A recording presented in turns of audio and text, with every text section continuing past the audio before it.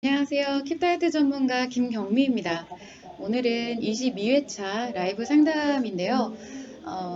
이번 주는 어떤 이야기를 좀 들려드릴까 고민을 좀 많이 했는데, 그러다가 그간 이제 방송을 통해서나 아니면은 킵다이어트를 진행을 하면서 제가 이제 나름 좀 많이 자주 들어왔던 이 항의에 대해서 항의?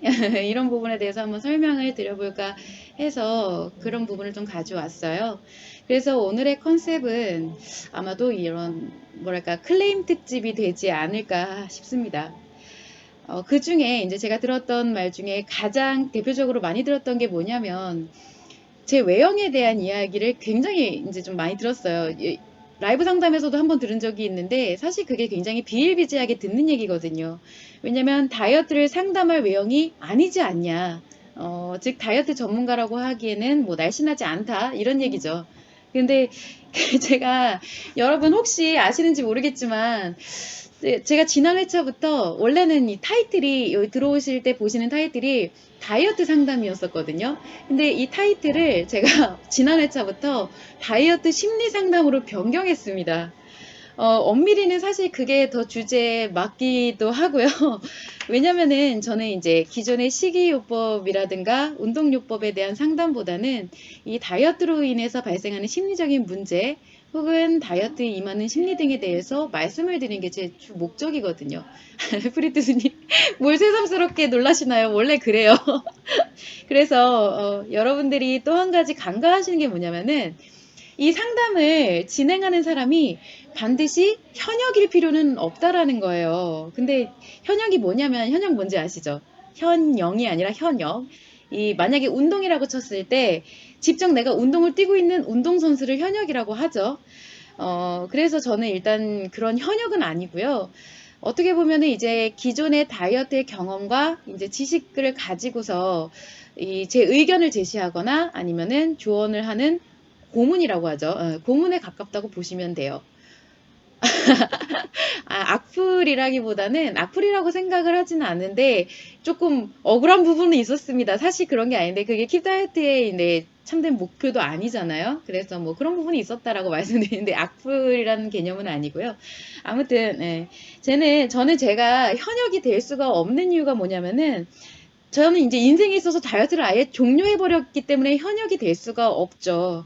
필요하다면은 언젠가 다이어트가 이제 필요한 때가 온다고 하면은 제가 갖고 있는 이런 지식 그리고 경험을 이용해서 능숙하게 다이어트를 또 할 수는 있겠지만 사실 그 필요성을 전혀 못 느끼겠어요. 나는 지금 열심히 살아가는 데 있어서 오히려 체력은 좀 더 좋아야 된다라고 지금 생각을 하고 있거든요. 그런데 제가 늘 말씀을 드렸지만 저는 지금 과체중이죠. 그리고 보기에도 아주 건장합니다. 떡대도 좋고. 그런데 그렇다고 제가 다이어트에 대한 경험과 지식이 현역이신 분들, 완전 날씬하고 뭐 몸매 탄탄하고 이런 분들보다 다이어트 경험과 지식이 부족하냐? 제가 정말 창피해서 이런 말씀까지는 안 드리려고 했는데 이 요요와 다이어트를 반복을 하면서 감량했던 총 감량치 있잖아요. 이 총 감량치가 아마 80kg, 80kg이 넘을 거예요. 그러니까 20kg 이상 감량했던 게 한 두 번이고요. 그리고 10kg 이상 감량했던 게 세 번. 그리고 그 이외에 짜잘짜잘하게 요요랑 이런 걸 반복을 하면서 감량을 했었는데 이게 좀 흑역사이긴 한데 또 이런 자리에서 이렇게 얘기를 하니까 뭔가 나름 좀 있어 보이기도 하고 그러네요. 그리고 또 한 가지가 뭐냐면은 여러분이 내가 몇 킬로를 빼려고 하는데 어떤 운동을 몇 세트 해야 되나요? 혹은 이게 식단은 어떻게 해야 되나요? 라고 이렇게 반찬 하나까지 뭐 상담을 요청을 하시면은 그런 거를 이제 알려주고 하는 것들이 현역이신 분들이 하는 거예요. 상담을 해주신 것들이. 왜냐면은 현역일 때는 지금 전반적인 다이어트의 사회적인 흐름이나 문화나 아니면은 방법, 이런 흐름을 타고 계시는 분들이고 그 자체에 자신이 직접 집중을 하고 있기 때문에 그래요. 근데 저 같은 경우는 이러한 전반적인 뭐랄까 메커니즘이라고 해야 되나? 이런 식이요법과 운동요법의 작용 원리를 숙지를 하고 있고 그리고 인과관계 이렇게 했기 때문에 이런 결과가 나타나고 이런 거를 이제 알고 있기 때문에 그 부분을 도출을 하되 디테일한 부분까지 막 운동을 어떻게 몇 세트를 해야 되고 이런 부분까지는 상담을 해드릴 필요가 없다라는 거죠. 네, 맞습니다. 최현성님. 다이어트는 문화적인 요소가 굉장히 커요, 사실은. 그래서 한국이 유독 여성들이 다이어트를 많이 하고 자신의 체중을 좀 많이 날씬한데도 불구하고 난 살 좀 빼야 돼 라고 생각하는 게 좀 한국의 좀 약간 특성이기도 해요. 그래서 문화적인 요소가 크고요.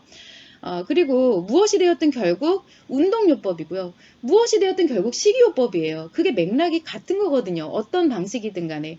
그리고 여러분에게 이제 심리 문제가 작용을 하고 있는 상황에서는 사실 제가 그렇게 기존의 다이어트를 분석해 드려서도 안 돼요. 왜냐면은 운동요법과 식이요법으로 지금 당장의 체중 감량은 할 수 있을지 모르지만 근본적인 그 심리적인 문제, 다이어트를 할 수밖에 없는 그 원인까지 해결을 할 수 없기 때문에 더 큰 상처를 만들어 드릴 수도 있게 되는 것이거든요. 그래서 결국 저뿐만 아니라 그리고 현역에 계신 코치들뿐만 아니라 여러분들 누구나 다 이 적게 먹고 많이 소모를 하면 다이어트가 된다, 살이 빠진다라는 원리는 누구나 알고 있거든요. 그 디테일한 방법을 상담하고 코칭하는 부분이 이 현역분들이라는 거예요. 근데 저는 그것이 정말 필요한가 아니면은 불필요한가, 그렇다면 불필요하다면은 왜 불필요한데 다이어트를 해야 되는가라는 것을 이제 아니면은 다이어트의 악순환의 연쇄에서 어떻게 하면 벗어날 수 있고 그 고통을 어떻게 벗어날 수 있는가, 이런 부분에 대해서 말씀을 드리는 게 제 역할인 거죠. 그래서 이렇게 보면은 기존의 다이어트 현역분들과 함께 좀 사실은 협업을 하면 참 좋을 것 같다는 생각을 많이 하게 되는데, 그러면 이제 서로 부족한 부분하고 필요한 부분도 보충이 될 거란 말이에요. 보완이 될 거란 말이에요. 근데 아직까지는 대다수의 분들이 다이어트는 몸으로 하는 거다라는 인식이 굉장히 커요. 지금 추세가 조금씩 심리적인 문제를 이제 언급을 하고 있기는 하지만 그래도 한 10%, 20% 정도밖에 생각을 안 하시고 나머지 7, 80%는 몸으로 해야 된다라고 생각을 하시는 부분이 크거든요. 사실 근본적으로는 그게 문제가 아닌데, 내가 빼고 안 빼고의 문제가 아닌데, 그쵸? 그래서 이 점을 좀 참고를 하시면은 이제 여러분들이 보고 계시는, 시청하고 계시는 이 다이어트 심리 상담, 라이브 상담이 왜 필요한지, 그리고 제가 왜 여기서 급이 안 되는데, 현역급이 안 되는데 여기 상담을 하고 있는지 아실 수 있을 것 같아서 한번 말씀을 드려봤습니다. 이 참고를 하시면 되고요. 오늘은 그래서 이렇게 약간 클레임성 뭐 이런 부분에 대한 것을 조금 가져와서 얘기를 드려볼 거예요. 이제부터 시작을 해볼 텐데 중간중간에 궁금하신 점이 있으시면은 채팅창 통해서 질문을 해주시면은 제가 그에 따른 답변을 해드리고요. 없으시면은 가져온 부분만 말씀을 드리고 마무리를 합니다. 언제나 똑같죠. 그래서 고정적으로 들어와 주시는 이제 프리티스님이라든지 최현성님 같은 경우는 이제 대충 맥락을 알고 계시는데, 혹시나 오늘 처음 들어오시거나 지금 들어오신 분들 같은 경우는 궁금하신 점 질문 주시면 됩니다. 자, 제가 협업을 이제 좀 전에 말씀을 드렸잖아요. 그것을 말씀을 드리니까 생각이 났는데, 얼마 전에 제가 굉장히 눈에 띄는 모집 공고를 봤어요. 뭐냐면은 지금 국내에서 굉장히 손꼽히는 비만 클리닉이 있거든요. 이름만 들으면은 대부분이 아세요. 그리고 이제 분점도 굉장히 많고 이런 유명한 비만 클리닉하고 서울대 의대에서 공동 연구를 위해서 모집을 이제 참가자를 모집하는 공고였어요. 그래서 비만에 있어서 심리 치료가 미치는 영향에 대한 것, 즉 이 물리적인 비만 치료 그것과 심리 치료가 병행되었을 때 나타날 효과를 검증하는 연구거든요. 그래서 이제 참가자들은 지방흡입 수술하고 이제 시술을 2회 정도 받고 그러면서 인지행동 치료를 병행했을 때 나타나는 결과를 보는 거예요. 근데 사실 이런 거를 보면은 결과를 안 봐도 약간 좀 뻔하게 예측이 되기는 해요. 왜냐면은 다이어트나 비만에 대한 이 인지행동 치료라는 것은 기존의 심리학에서 쓰는 방법인데, 인지행동 치료라는 건 사실 말 그대로 인지법과 행동법에 대한 것을 결합을 해서 만든 치료법이거든요. 근데 이 인지법이라는 것은 감각기관을 통해서 인식이 되는 것을 교정을 해서, 그러니까 예를 들어서 뭐 미술치료라든지 아니면 뭐 아로마 테라피 같이 뭔가 내가 후각이든 시각이든 이렇게 인식되는 것을 교정을 해서 치료를 하는 방법이고, 행동법이라는 것은 이제 내가 표현하는 거, 행동하는 거, 외부로 표현하는 것들을 교정을 해서 이제 치료를 하는 방법이에요. 근데 문제가 뭐냐? 이 대상이 참가자가 여성 대상이거든요. 남자분들이 아니에요. 이 여성, 제가 항상 말씀을 드리는 게 여성의 다이어트는 심리 문제, 즉 상처에 의해서 발생하는 부산물이다라고 말씀을 드렸잖아요. 근데 이 상처는 인식과 표현에서 비롯되는 것이 아니라는 점이에요. 그러니까 전혀 맥락을 잘못 짚고 있다라는 거죠. 그러니까 우리가 심리라는 거는 인식하고 기억하고 표현하는 이 세 가지를 심리라고 하는데, 이 세 가지 중에서 인식하고 표현이 아니라, 인지랑 행동이 아니라 내 기억과 무의식에서 연동작용하면서 발생하는 것이 상처예요. 그러니까 이 기억하고는 전혀 연관이 없는 치료라는 거죠. 그래서 아무리 인식과 표현을 통해서 치료를 한다고 해도 근본적인 상처의 치료가 전혀 되지 않을 거라는 것을 예측할 수가 있다라는 거고, 그분들은 예측하지 못하고 있다라는 거예요. 그래서 지방흡입 수술과 시술을 받고 심리 문제를 치료해야 될 정도의 여성이라면 얼마나 큰 상처를 갖고 있겠어요. 자신의 몸에 칼을 대면서 이 변화를 시도하고 있는 분들이라면. 그러면은 인식과 표현의 변화를 주고, 이 인지행동법을 통해서 인식과 표현의 변화를 주고 외관이 싹 이제 지방흡입도 하고 관리도 받고 해서 변했어요. 그러면 과연 어떻게 될까? 한번 생각을 한번 해볼게요. 그렇게 되면은 이제 스스로 자존감이라고 믿게 되는 자신감이 걷잡을 수 없이 충만을 해집니다. 그리고 그 자신감에 의해서 내가 기존에 갖고 있던 상처가 치료가 된 게 아니라 싹 덮여버려요. 그러니까 자신감이 이만큼 커지면서 상처, 우울 이런 것들은 싹 덮여버린다라는 거죠. 그러면 결과적으로 봤을 때는 모두 막 박수를 칠 정도의 이 결과물이죠. 왜냐면은 우울했던 사람이, 상처로 힘들어하고 우울했던 사람이 막 자신감도 넘쳐. 그리고 전혀 우울하지 않아. 이렇게 되면은 와, 성공했다. 비만에 대해서는 역시 심리 문제를 해결해야지만 치료가 완성이구나. 뭐 이렇게 난리가 나겠죠. 또 연구 결과가 나오면. 근데 이게 뭐냐면 지금 현재 다른 것도 마찬가지예요. 마치 이제 운동을 통해서 다이어트를 성공을 해갖고 자신감이 넘치는 일상을 살아가는 것을 보고, 아, 이게 운동 다이어트의 장점이야 라고 말하는 것과 같은 것입니다. 운동을 통해서 다이어트에 성공하신 분들은요, 운동 예찬론자가 되기도 하고요. 그리고 더 나가서는 요즘에는 유행이죠. 머슬 대회, 보디빌딩 대회 이런 데에 나가기도 하고 자기 관리를 엄청나게 하는 여성으로 변화를 해요. 근데 그런 거를 보면은 당장 여러분들 같아도 와, 습관이 저렇게 건강하게 변하는구나. 예전에 그렇게 나태하고 운동 안 하고 비만하던 사람이 저렇게 건강하게도 변화하는구나 라고 생각을 하게 됩니다. 그런데 한 가지 알아두셔야 되는 점이 뭐냐면요.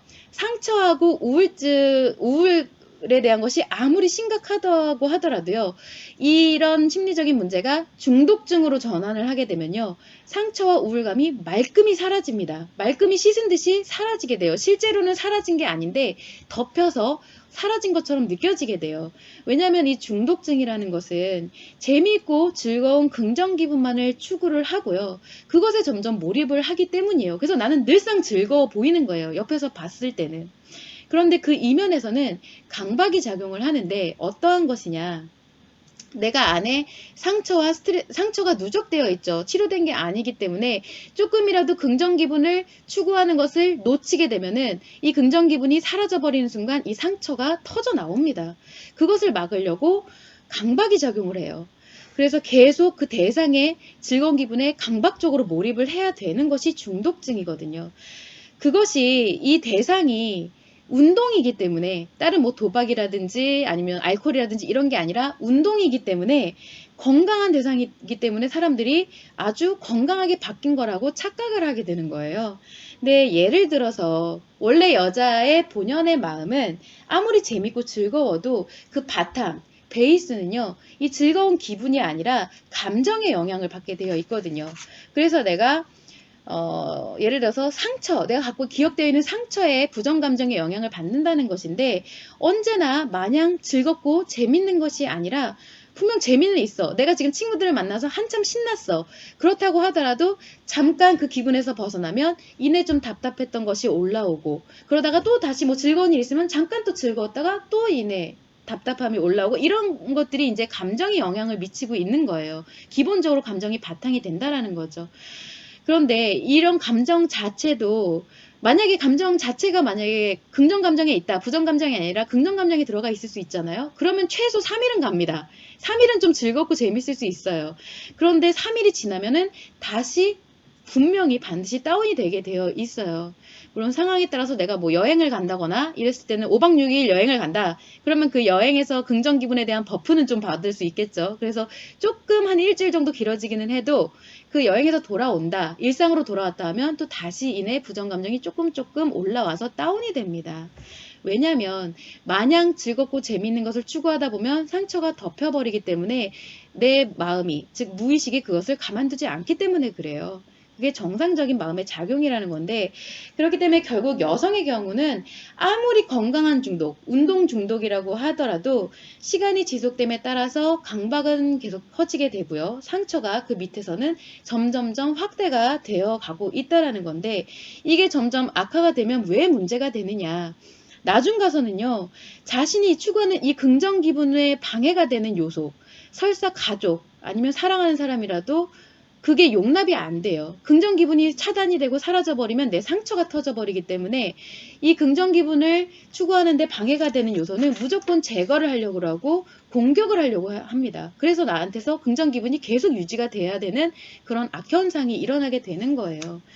이게 뭐 초반에 그렇지는 않고 심리 문제가 많이 악화가 되고 심각해졌을 때 나타나는 현상인 거고요. 그래서 이 본론으로 돌아오자면 이 실험의 대상자들 같은 경우는요, 실제로 이제 그렇게 자신감에 빠져들게 되면은 정말로 내가 근본적으로 외형 때문에 고통을 받았던 게 아니죠. 사실 엄밀히는 내가 상처의 감정이 먼저 있었고요. 뭔가 힐링이 안 되는 상처의 감정이 먼저 있었고, 그로 인해 뭔가 계속 이것을 해결을 못하면서 심리 밸런스, 그리고 외형의 밸런스가 따로 같이 몸의 밸런스가 무너지면서 살이 점점점 쪄가는 것이고, 그로 인해서 다시 또 상처를 받게 되고 이 악순환이 반복이 됐던 건데, 그래서 결국에는 상처가 먼저 문제가 됐던 건데 자신이 외형 때문에 문제가 됐었구나라고 확신을 해버리게 되는 이 오류가 확신을 갖게 되는 현상이 발생을 하게 되는 거예요. 당연히 내가 이 외형에 대한 강박이 발생하는 이유는 내가 그 전에 외형 때문에 힘들었다는 이 확신이 생겨버렸기 때문에 이걸 어떻게든 지켜야 되잖아요. 내가 이 날씬해진 몸, 그리고 예뻐진 외형을 유지를 안 하면 나는 다시 괴로워질 거야 라는 확신을 갖고 있기 때문에 그렇습니다. 자, 그래서 이 모든 정확한 마음의 원리랑 정확하게 이치를 알고 치료를 하는 것이 건강한 심리치료예요. 제대로 된 정확한 심리치료라고 할 수가 있는데, 그런데 아직까지는 단순하게 겉으로 보여지는 현상뿐이죠. 그래서 상처로 힘들어하던 사람이 이렇게 치료를 하니까 자신감이 생겼네. 그래서 아픈 것도 못 느끼고 건강한 삶을 살아가게 되고 뭐 그러네. 그래서 그것을 유지하려고 생활 습관이 변하고 하는 것들만 보게 된다라는 거죠. 그런데 그 안에서 점점 악화되는 상처, 심리 문제들이 어떤 후폭풍을 가지고 오게 될지는 아무도 고려를 하지 못한다라는 거예요. 그래서 이게 사실은 뭐 비만 클리닉의 문제다. 뭐 이런 거는 아니고 마음과 심리를 구분하지 못하는 기존의 이런 심리학의 한계라고 좀 볼 수가 있는 것입니다. 그래서 사실 저는 이 공고를 봤을 때 딱 두 가지 생각이 들었어요. 한 가지는 뭐냐면은 또 정확하지 않은 연구 결과가 공식화되겠구나. 왜냐면은 서울대 의대죠, 무려. 그리고 그 비만 클리닉은 정말 내로라 하는 비만 클리닉이에요. 그래서 그 공신력이 얼마나 크겠어요. 이제 여기서 나오는 연구 결과는 무조건 사람들이 이렇대, 이게 맞대 라고 생각을 하기에 딱 좋은 거죠. 그래서 그것도 그렇고 거기에 이제 심리 문제가 확대될 참여자분들, 이번에 참가를 해서 좀 악화될 참여자분들도 좀 안타깝기도 하고, 또 한층 더 왜곡이 될 이런 다이어트에 대한 오해, 이런 것들이 굉장히 좀 답답하게 되더라고요. 그리고 또 한 가지는 뭐가 있냐면은 솔직히 저도 인간인지라 솔직히 좀 부러웠습니다. 왜냐면은 이 연구에서 진행되는 이런 심리치료에 대한 부분을 기존의 심리학에 대한 것을 갖다 쓰는 것이 아니라 이 한국심리교육원이 함께 참여를 할 수 있으면 얼마나 좋았을까. 정말 제대로 된 치료 프로세스를 통해서 제대로 된 임상 결과가 나오면 정말 얼마나 좋았을까. 거기서 킵다이어트가 함께하면 얼마나 좋았을까 하는 이런 부러움이 좀 있었어요. 그렇다고 해서 이거에 대해서 비난을 하게 되는 거는 또 아니고요. 그래서 제가 이렇게 꾸준히 뭐 아무도 모르지만 이렇게 꾸준히 뭔가 라이브 방송을 통해서 계속 진행을 해 가다 보면은 언젠가는 뭐 저한테도 그리고 킵다이어트한테도 이런 날이 오지 않을까 하는 생각을 좀 해보게 됩니다. 그래서 제발 부디 이번 연구 결과가 좀 공신력을 갖고 일파만파 퍼지지 않았으면 좋겠다라는 이렇게 좀 소심하게 바람을 갖게 돼서 한번 얘기를 드려봤어요. 이게 나름 서론에 속하는데 좀 많이 길어졌죠. 참고를 하시면 좋을 것 같고요. 또 들어오신 분들 궁금하신 부분에 있어서는 질문을 주시면 제가 답변을 이어가도록 하겠습니다. 최윤정님, 송혜 선생님도 체중이 나가잖아요. 어느 정도 체중이 나가야 한다고 생각해요. 자기 합리화는 조금 있습니다. 야, 이게 누구나 자기가 생각하는 그 자기만의 이런 자의적인 생각이 있고요. 합리화는 누구나 있어요. 특히나 송혜 선생님도 체중이 나가시는데 굉장히 건강하시고 오랫동안 지금 장수를 하고 계시죠. 그리고 프로그램도 너무 건강하게 운영을 하고 계시고요. 그리고 어떤 분들은요, 또 되게 담배를 열심히 태우시는데도 건강하신 분들이 있고 술을 되게 열심히 드시는 분들인데도 건강하신 분들이 있어요. 그거를 조금 일반화하는 거는 오류기는 하지만 어느 정도 체중이 나가야 되는 것은 틀린 말은 아니에요. 특히나 이제 연세가 있으실 때 내가 지방이 너무 많아서 그게 뭔가 심혈관계 질환, 혈관이 문제가 생기는 그런 게 아니라고 하면은요, 이 배심이라고 많이 해요. 특히 여자분들은 나이가 들수록 배심, 그리고 약간 지방이 좀 있어야 힘이 생깁니다. 그리고 좀 건강하게 살아갈 수가 있어요. 그래서 과체중도 건강하게 살아가는 데는 좋다라고 말씀을 드렸잖아요. 그래서 최윤성님이 하신 말씀은 사실 맞아요. 뭐 합리화라고 하는 것은 심한 합리화는 아닙니다. 예, 제가 판단해드렸어요. 심한 거는 아니고 맞습니다. 어느 정도 체중이 좀 나가는 게 좋기도 해요. 과체중 이상이 되지 않는다라고 하면 참고를 하시면 좋을 것 같아요. 자, 이어서 제가 가져온 질문을 한번 말씀드려 볼게요. 이거는 조금 어떻게 보면 조금 귀엽긴 한데 제가 일부를 좀 발췌해 온 거예요. 뭐냐면 저는 이번에 처음 다이어트를 해봤는데 디톡스 프로그램으로 8일 만에 5kg이 빠졌어요. 솔직히 제가 잘 빠지는 체질인 것 같기는 한데 다이어트가 뭐가 어렵다고 다들 힘들어 하는지 모르겠어요 라고 자랑을 해주셨습니다. 아, 살 많이 빠지셨다고 자랑을 해주셨어요. 근데 질문을 이제 그러니까 요약을 해보자면은 나는 잘 빠지던데 다이어트가 왜 어렵다고 하냐라는 궁금증이죠. 그래서 제가 이분의 다이어트를 비하하는 게 아니고 궁금하셨기 때문에 그 궁금하신 부분에 대해서 한번 설명을 드려볼게요.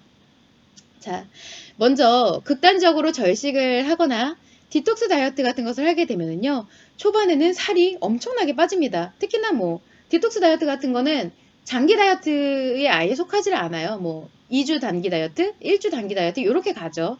근데 사실 이때 빠지는 것은 살이 아니에요.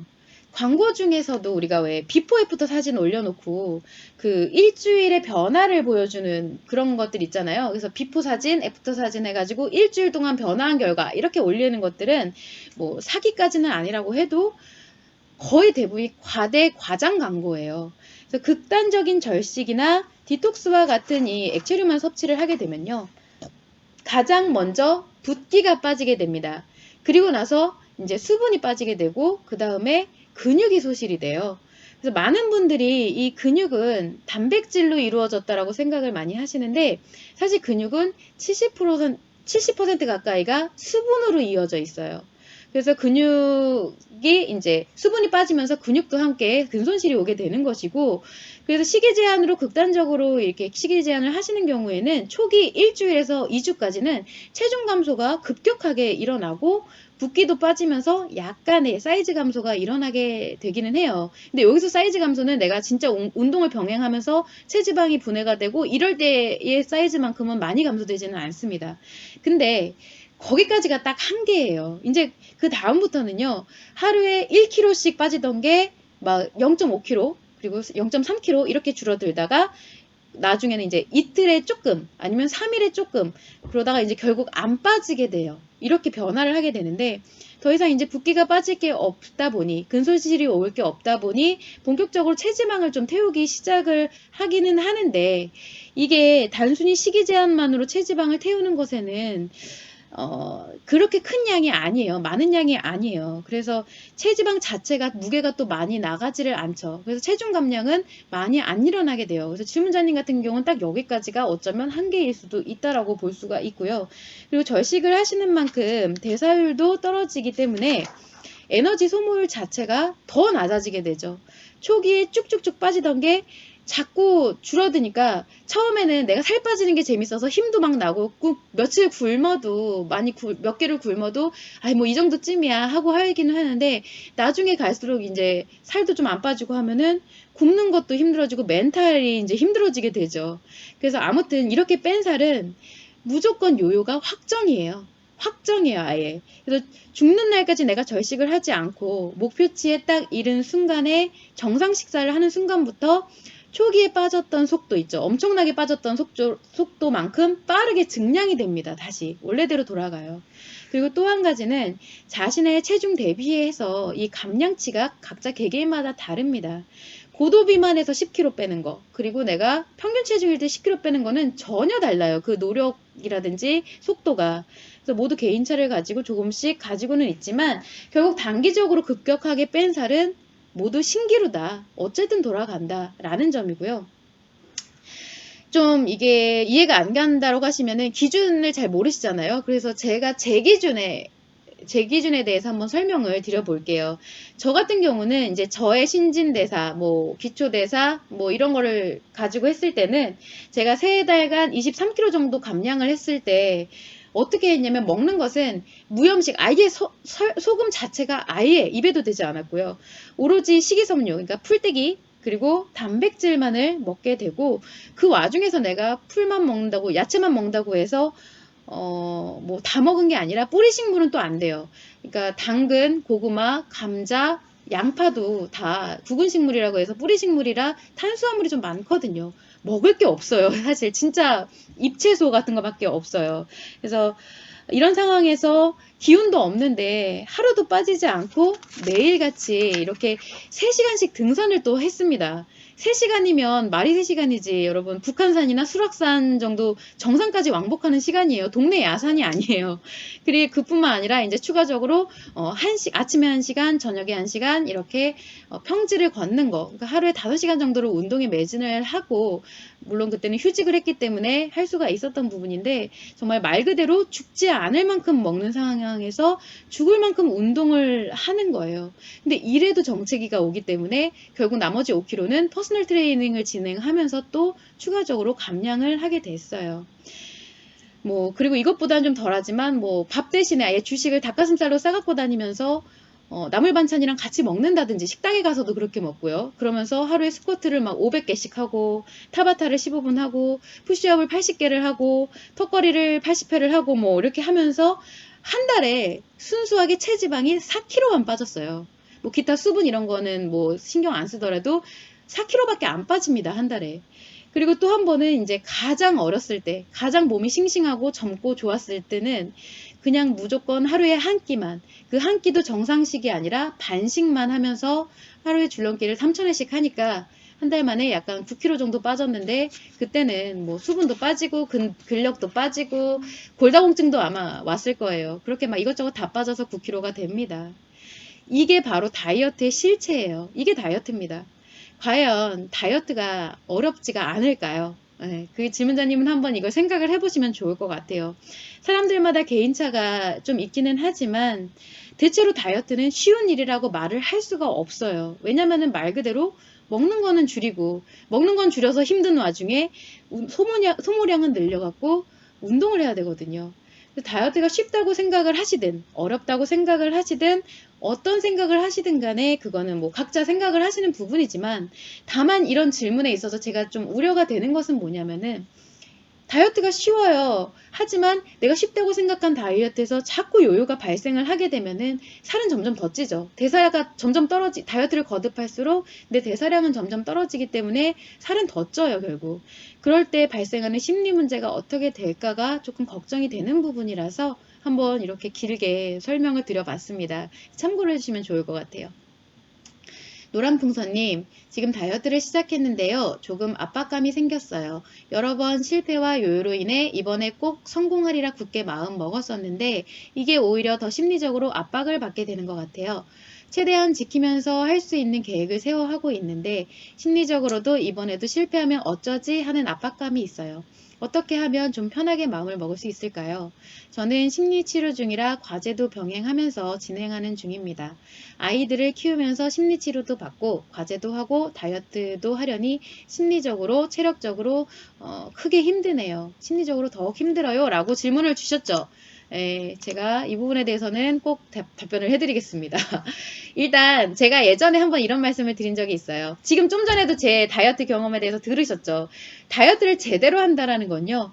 정말 엄청난 노력과 에너지가 필요로 하는 일이에요. 신체적으로도 에너지가 많이 소모가 되지만 정신적으로도 굉장히 노력을 많이 해야 되고 에너지 소모가 크기 때문에 학업이라든가 직장 업무 그리고 육아 병행하는 게 정말 힘들어요. 이게 뭔가 내가 심리적인 문제가 있든 없든 간에 어쨌든 힘든 일인 거는 맞습니다. 그런데 지금 노란풍선님 같은 경우는요. 저는 다이어트를 권하지 않아요. 왜냐면은 심리치료 중이라고 하시면은 한국심리교육원에서 심리치료 중이신 걸로 알고 있는데 치료 과제 중에 아마 운동 과제가 있으실 거예요. 그냥 운동 과제 정도만 하셔야지 이게 내가 다이어트를 해야 된다라는 건 지금은 아니에요. 왜냐면은 내가 그냥 심리적인 것만으로도 힘든데 몸이 힘들어지게 되면은 심리는 더 힘들어집니다. 그래서 치료 과제 중에서 몸도 좋게 만들 수 있는 치료 과제가 함께 나가게 되어 있어요, 원래. 그런 와중에 내가 다이어트를 하면서 육체적으로도 너무 힘들어지게 되면은 심리 회복 자체도 굉장히 더디고 심리 회복에 문제가 발생을 할 수도 있다라는 부분인 거거든요. 그래서 아마 김범현 선생님께 여쭤봐도 똑같은 대답을 해주실 거라고 저는 생각을 하는데 지금은 그리고 또 뭐가 있냐면은 내가 여성분 같은 경우에는 지금 아직 심리치료가 다 완료가 되지 않은 상태에서 상처를 갖고 계시다 보면요. 무조건 다이어트에 이렇게 압박감을 가지고 힘들어지게 돼요. 그 자체가 또 심리 문제를 확대시키게 되는 결과이기도 하거든요. 왜냐면은 다이어트 자체가 지금 내 기준에 생활습관 기준에 맞지 않게 되다 보니까 스트레스가 발생을 하고 그것에 대해서 상처로 누적이 되고 말씀드린 것처럼 강박이 발생하기도 해요.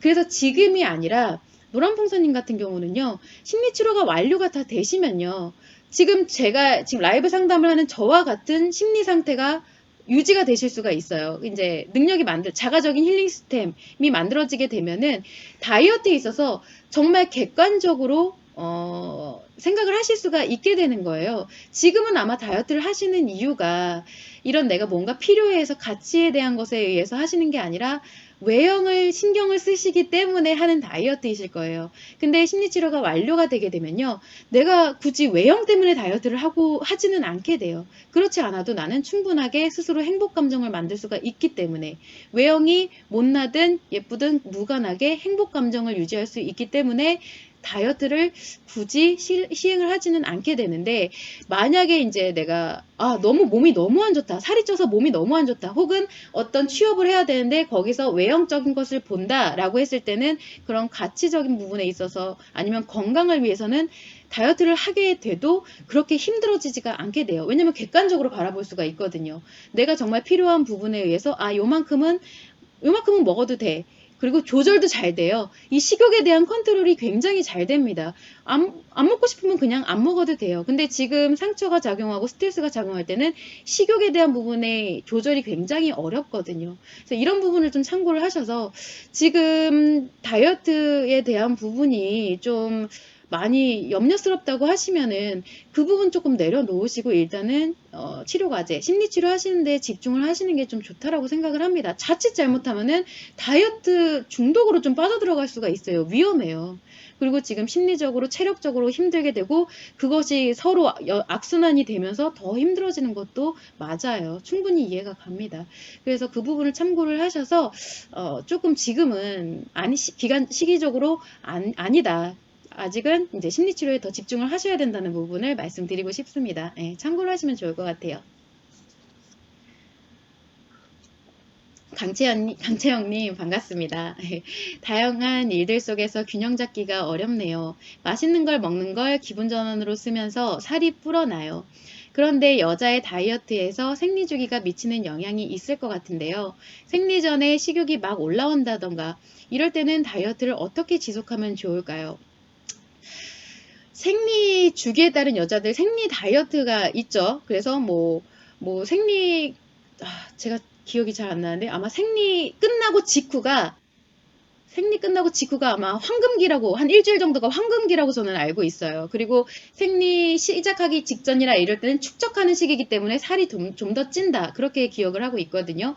근데 제가 이렇게 기억을 못하는 이유는 딱히 그렇게 좀 효과성이 없기 때문에 기억을 못하고 있는 거거든요. 저도 굉장히 여러 가지 다 시도를 해봤지만 그렇게 좀 현실적으로 지키기가 어렵거나 해봤는데 그렇게 효과가 없었던 부분에 대해서는 기억이 잘 안 나요. 그래서 생리주기 다이어트에 대한 것은 사실 효과성에 있어서는 저는 그렇게 뭐 좋다라고 생각은 못하고 있고요. 생리주기가 심리적인 부분에 영향을 주는 것은 굉장히 크죠. 왜냐하면 호르몬이 변화가 극대화되기 때문에 그래요. 그래서 여성 호르몬이 왕성해질 때는요. 지방이 축적되는 것에 대해서 좀 더 이런 호르몬 작용이 발생을 합니다. 그렇게 되면 자연적으로 식욕 촉진 호르몬이 더 많아지겠죠. 그래서 우리가 월경전 증후군이라고 해서 여자분들이 막 힘든 거 고통스러운 것도 있지만 근데 고통스러운 것뿐만 아니라 식욕이 엄청나게 당기기도 해요. 그래 이 부분도 월경전 증후군에 들어가기는 하는데 이 신기한 건 뭐냐면요. 스트레스나 아니면 상처가 내가 지금 힐링이 안 되고 있을수록요. 이 월경전 증후군이 발음이 너무 어렵네요. 월경전 증후군이 심해집니다. 심화가 돼요. 내가 평상시에 보다 스트레스를 많이 받을 때는 더 많이 땡기고 뭔가 배도 더 많이 아프고 이런 우울감도 더 많이 올라오고 이렇게 호르몬의 영향과 함께 굉장히 영향을 많이 미치게 돼요. 그래서 생리 전에 식욕이 막 올라온다거나 이럴 때는요. 다른 거를 신경 쓰지 마시고요. 이거는 몸의 문제가 아니라 다이어트를 어떻게 지속하면 좋은 게 아니라 일단은 스트레스를 힐링할 수 있어야 됩니다. 그래서 내가 심리적으로 안정감을 이루게 되면은 우리가 보통 월경전 증후군이 많이 완화가 돼요. 그럴 때는 이 생리 전에 올라오는 식욕에 대해서도 많이 컨트롤이 된다라는 얘기예요. 그 부분을 좀 참고를 하셔서 건강하게 다이어트를 하고자 했을 때는 뭐 굳이 생리주기에 맞출 필요는 없고 사실 뭐 생리주기니 아니면은 뭐니 제가 저번 회차에서 말씀드렸는데 완전 다이어트 황금기 최적기를 노리면서 다이어트를 하는 분들은 아마추어예요. 완전 초보예요. 다이어트는 항상 내가 지금 당장 입에 넣는 거 하나부터 내려놓는 게 다이어트입니다. 딱 다이어트의 최적기를 노려서 할 필요가 없는 거예요. 그 부분을 참고를 하셔서 항상 일상적으로 데일리하게 내 스트레스 관리를 하시고 데일리하게 요만큼 군것질에 대한 것을 조금 내려놓고 내가 만약에 너무 이게 군것질이 당긴다 했을 때는 이런 스트레스에 관련된 거를 식욕이 아니라 다른 것으로 전환할 수 있는 것은 무엇인지에 대해서도 한번 찾아보는 게 좋겠죠. 그래서 뭐 일을 할 때 너무 앉아 있는데 뭘 자꾸 먹게 된다. 그러면은 가끔 뭐 1시간에 한 번이라도 이렇게 좀 분위기를 환기시키는 겸 한번 한 바퀴 돌고 온다던가 이런 게 있을 수 있으면 참 좋을 것 같고요. 그런 점을 참고를 하셔서 다이어트를 지속하면 좋을 것 같습니다. 답변이 됐으면 좋겠어요. 참고하시면 좋겠어요. 이어서 네, 다음 주에도 와주시면 좋고요. 궁금하신 점들은 꼭 내 게 아니더라도 일반적인 사회적으로 뭔가 이런 부분이 있던데 이거는 왜 그런가요? 이렇게 다이어트에 관련해서는 물어보셔도 답변을 해드릴 수가 있어요. 그래서 질문 주셔서 저도 감사하게 생각을 합니다. 자, 그러면은 이어서 제가 가지고 온 부분에 대해서 한번 다시 설명을 드려볼게요. 자, 제가 아니나 다를까 많이 걱정을 했었는데 우려하던 그런 얘기를 듣게 됐어요. 여러분들이 오해를 하시는 것 중에 한 부분이 뭐냐면은 가끔 제가 설명을 드릴 때 이런 SNS를 통해서 자신을 과도하게 노출하시는 분들, 뭐 특히나 외형적인 거에 집중해서 노출을 하시거나 아니면은 아이돌 문화에 대해서 언급을 하는 것에 대해서 불편해 하시는 분들이 좀 더러 계셔요. 그래서 SNS를 즐기는 사람은 다 문제가 있는 것이고 아이돌과 아이돌 문화는 다 문제가 있는 것이냐라고 좀 많은 분들이 얘기를 하시는데 저는 그들이 잘못되었다라는 개념을 말씀드리는 게 아니에요. 특정한 누군가를 지칭하는 것도 아니고요. 그것을 행하는 사람에게 문제가 있다고 말하는 것도 아니고 사회적으로 그들에게 그렇게 심리 문제가 발생할 수밖에 없는 이유 그리고 본질에 대한 것이 무엇인지에 대해서 설명을 드리고 있는 것이거든요. 그래서 앞서 말씀드린 바와 같이 여성 중에 자신의 외형을 되게 적극적이고 주기적이고 집중적으로 이렇게 노출을 하시는 분들은 그리고 좀 극단적으로 얘기해서 약간 성상품화되는 아이돌 이런 대상들은 심리 문제가 반드시 있습니다. 예, 이거는 제가 오늘도 확실하게 말씀드려요. 심리 문제가 있습니다. 그런데 없을 수가 없어요. 그런데 이번엔 제가 한번 물어볼게요. 신체로 만약에 따져본다고 했을 때 여러분들한테 신체로 봤을 때 신체에 문제가 있고 아픈 게 그 사람의 잘못인가요? 내가 아픈 사람이 잘못인 게 아니죠. 그냥 아팠던 원인이 있고요. 그 결과에 따라서 아픈 거예요. 그뿐이잖아요. 여러분들은 그렇게, 저도 그렇고 여러분들도 다 그렇게 생각을 합니다. 근데 신체는 그러한데, 만약에 심리에 문제가 있고 치료를 해야 한다라고 말씀을 드리면 마치 그 사람에게 문제가 있다라고 말하는 것처럼 받아들이시게 돼요. 왜냐면은 우리는 자신의 심리가 온전히 자신의 것이고 자신만의 것이고 자신이 컨트롤이 가능하고 외부로부터 영향을 받지 않고 그리고 뭔가 내가 타인에게 뭔가 범죄를 저지르지 않고 피해를 주지 않는 이상 자신은 심리적으로 굉장히 건강한 사람이라고들 많이 생각하시기 때문에 그렇습니다. 특히나 이제 만약에 중독증에 들어갔다라고 하게 되면은 중독증에 들어가면 자신의 의식 자체를 합리화하려고 해요. 왜냐면은 중독증이라는 것은 그 자체만으로도 스트레스에 굉장히 취약하거든요. 내 긍정 기분이 차단이 되면 안 되기 때문에 스트레스가 발생을 하면 안 돼요. 그래서 내가 맞아 라고 생각을 해야지만 나와 틀린 거는 틀려 라고 제거를 해버릴 수가 있기 때문에 그래서 중독증에 들어가면 오로지 자신만이 맞다라고 합리화를 시키는 경우가 많아요. 근데 문제는 뭐냐면은 인간의 심리는 언제나 인식되는 것으로부터 영향을 받아요. 안 받지 않아. 나 혼자 스스로 컨트롤이 가능하고 영향을 안 받는 게 아니라 인식되는 것으로부터 영향을 받고 인간의 마음 자체가 상호 영향을 받고 조화를 이뤄가면서 함께 행복을 추구하도록 만들어져 있기 때문에 그렇습니다. 그래서 우리는 스스로가 원하든 원치 않든 보고 듣고 느끼는 것으로 인해서 심리에 영향을 받게 되고요. 그리고 자신도 모르게 자신의 심리에 문제가 생기게 돼요. 그리고 이 심리 문제에 대한 것을 자신도 모르게 외부로 표현하게 됩니다. 그래서 나타나지는 게 이런 SNS, 그리고 자신도 모르게 추구하게 되는 게 이런 아이돌 문화, 이런 거라는 것을 제가 설명을 드렸던 부분인 거예요. 근데 이것은 여러분들의 잘못이 아니고요. 아무도 자신의 마음과 심리를 힐링하고 보호하는 방법을 제대로 알려준 사람이 없었기 때문에 그래요. 여러분뿐만 아니라 여러분의 윗세대에도 그렇고요. 그 윗세대의 또 윗세대들도 다 이 부분을 모르고 있어요. 그렇기 때문에 당연히 알려줄 수가 없었겠죠. 그래서 여러분들이 지금 갖고 있는 그 심리는 날 때부터 형성이 된 이제 내가 갖고 있는 그 심리가 아니라 어린 시절부터 누군가로부터 보고 듣고 느끼고 사회적인 것을 보고 듣고 느끼고 하면서 영향을 받으면서 만들어진 지금의 심리가 형성이 돼서 만들어진 거예요. 그렇다면은 과연 누가 누구를 비난할 수가 있겠냐는 거죠. 그래서 당연히 저 또한 제 생각과 기준을 가지고 타인을 뭐 SNS 하시는 분들은 잘못됐어. 심리 문제이기 때문에 그건 나쁜 거야. 이렇게 말을 할 수조차 없는 거예요. 그래서 제가 이런 킵다이어트 라이브 상담을 통해서 여러분들께 이거는 위험합니다. 이것은 심리 문제입니다. 이건 이런 방향으로 가셔야 됩니다. 라고 그것을 참고하시기 바랍니다. 이렇게 이야기하는 것은요. 말 그대로 알려드리는 거예요. 다이어트에 있어서 이 마음과 심리가 어떻게 작용하는지를 알려드리는 것이고요.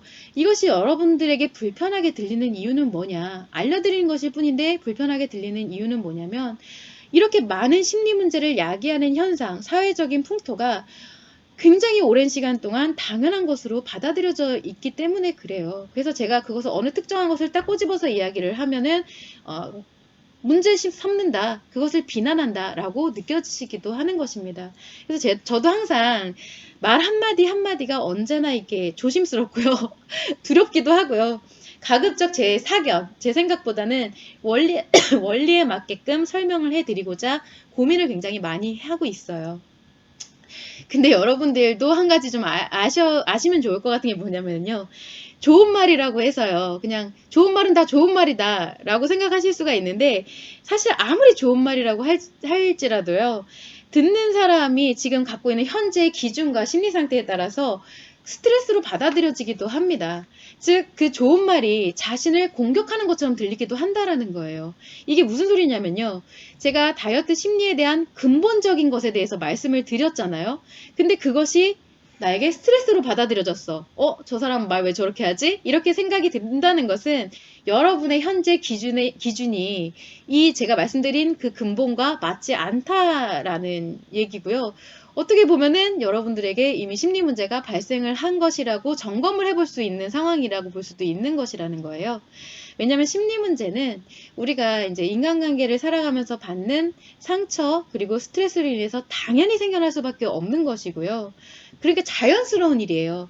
심리 장애는 자신의 마음을 보호하는 수단으로서 발생을 하는 것이기 때문에 누구도 이 심리 문제, 심리 장애에 대해서 좋다 나쁘다라고 말을 할 수가 없는 것이고, 그리고 만약에 내가 뭐 심리 문제가 있고 심리 장애가 있어. 근데 그것을 이제 회복을 하고 극복을 해서 내가 그걸 능수능란하게 컨트롤할 수 있는 능력도 있어. 그러면 좋은 쪽으로도 쓸 수가 있는 부분인 건데, 다만 단지 그 방법을 모르시기 때문에, 그리고 원리조차 모르시기 때문에 그것이 위험해지기 때문에 그래요. 위험해지고 안 좋아지는 것이기 때문에 제가 그 방법을 알려드리는 것 뿐이다. 그래서 그런 부분을 추구하면 안 돼요. 그거는 이런 문제가 있어요 라고 말씀을 드리는 것 뿐이라는 거. 네, 참고를 하시면 좋을 것 같습니다. 그래서 사실 좀 저도 저번에 뭐 SNS 관련된 거 심리 문제가 다 있다라고 말씀드린 거, 그리고 거듭해서 아이돌 문화를 따라서 이렇게 자꾸 다이어트를 하는 거는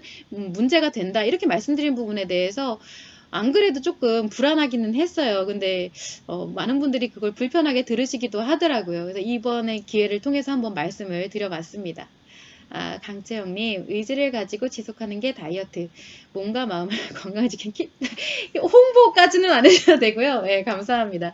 의지를 가지고 지속하는 게 다이어트가 맞고요. 다이어트는 내가 다이어트를 해야지 라고 생각하면 안 됩니다. 그냥 데일리하게 일상에서 진짜 말 그대로 밥 먹듯이 물 먹듯이 숨 쉬듯이 습관적으로 진행을 해 가시는 게 참 좋아요. 그래서 그때도 말씀드렸던 것을 다시 한번 간략하게 한번 말씀을 드려보자면은, 내가 오늘 아침에 생각을 해서 그래 난 요만큼만 먹으면 될 것 같아. 나머지는 좀 과식이야. 하고서 군것질거리를 내려놨어요.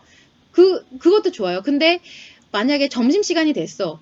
점심시간이 돼서 오늘 회식이 있는데 어차피 이러면 다이어트 폭망인데 그러면서 이렇게 된 거 오늘은 그냥 다이어트 실패니까 먹자. 이거는 아니라는 거예요. 내가 아침에 조금 내려놨던 일부분, 그리고 점심에 뭐 저녁에 회식을 해서 과식을 하든 뭘 했든 그건 다이어트 실패가 아니라 내가 조금씩 지켰던 부분들이 내 습관으로 정착화되는 초석이고요. 그것이 이제 모여서 다이어트 습관이 되는 것이고, 스트레스를 받지 않으면서 꾸준하게 지속할 수 있는 다이어트 방법 중에 하나예요. 그래서 고수분들이 다이어트 체중을 감량한 것을 유지하는 방법들이 다 이런 방법이라는 거. 내가 지금 일상에서 딱히 스트레스 받지 않게 소소하게 지켜나가는 것.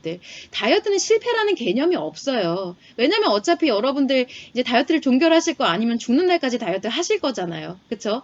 그렇게 되면은 죽는 날까지 하는 다이어트 실패가 어딨어요. 하다가 뭐 잠깐 멈췄다 또 하고 하는 거죠. 그 부분을 참고를 하셔서 오늘만 날도 아니고요. 그리고 어떤 특정 기간 동안 나는 딱 어떤 목표를 정해서 이만큼 빼야 돼. 뭐라고 하실 수는 있겠지만 그런 거는 반드시 요요가 옵니다.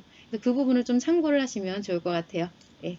제가 그리고 다시 또 이어서 한번 말씀을 드려볼게요. 이거는 좀 간단한 건데 질문이 뭐였냐면 하루 종일 쉬지 않고 먹는 사람과 한 번에 몰아서 폭식을 하는 사람은 어느 쪽이 더 안 좋을까요? 라는 질문입니다. 근데 그러니까 예를 들어서 그냥 입에서 끊임없이 이걸 내려놓지 않는 사람, 그리고 좀 참고 다이어트 한답시고 참다가 한 번에 터뜨려서 폭식을 하는 사람, 어느 쪽이 더 안 좋을까? 두 경우가 다 안 좋아요. 먼저 신체적인 관점에서 봤을 때도 두 경우가 다 제대로 된 이 호르몬 작용이나 대사 작용이 어려워집니다. 왜냐면은 끊임없이 뭔가를 먹는다는 것도 식욕 촉진 및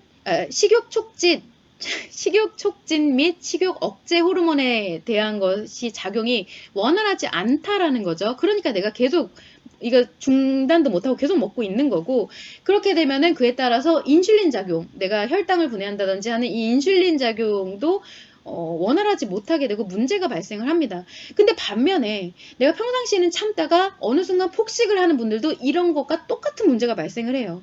왜냐면 내가 참 억압을 하던 때, 먹지 않았을 때도 식욕 촉진이나 식욕 억제 호르몬이 제대로 작용을 못하게 되고 혈당 문제도 생기죠.